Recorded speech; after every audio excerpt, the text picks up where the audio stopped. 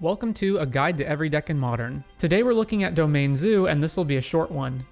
Domain Zoo is an aggro deck that seeks to utilize the synergy between lands with multiple basic land types and cards enabled by them. It plays a combination of Triomes and Shock lands with fetches to find them in order to assemble every basic land type for Territorial Kavu, Tribal Flames, and Scion of Draco. It supplements those cards with various aggressive creatures and burn spells such as Mantis Rider, Bloodbraid Elf, and Lightning Bolt. Because it's running so many multicolor cards, it typically also plays General Ferrous Rokerrick as a mid-range value engine. Remember that Scion of Draco isn't just a beater, it also grants abilities to your other creatures. Some potentially spicy tech is that since Scion of Draco's mana value is technically 12, but it can be played as early as turn 2, you can run Eldritch Evolution and sacrifice it to find game-winning bombs.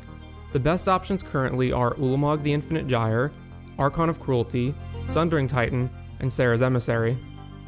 The most important thing to keep in mind when piloting the deck is knowing which lands you have access to with each fetch land and what order you need to play them in to enable the diverse mana requirements of your cards.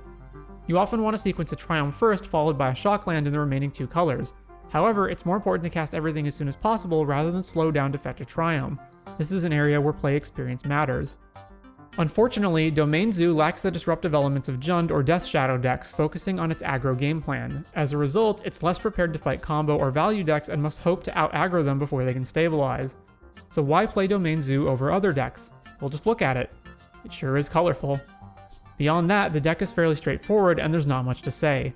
When sideboarding, none of the cards are core to the deck, so I'd look to side out Monodorks in grindy matchups or slower and more expensive cards like Wrenn and 6 and Ferrous Rokerrick in fast matchups. I hope you've enjoyed this look at Domain Zoo. I want to thank my fellow players in the Magic community for whom sharing their experiences helps make these guides possible. You can find additional resources, such as an up-to-date deck list, in the description.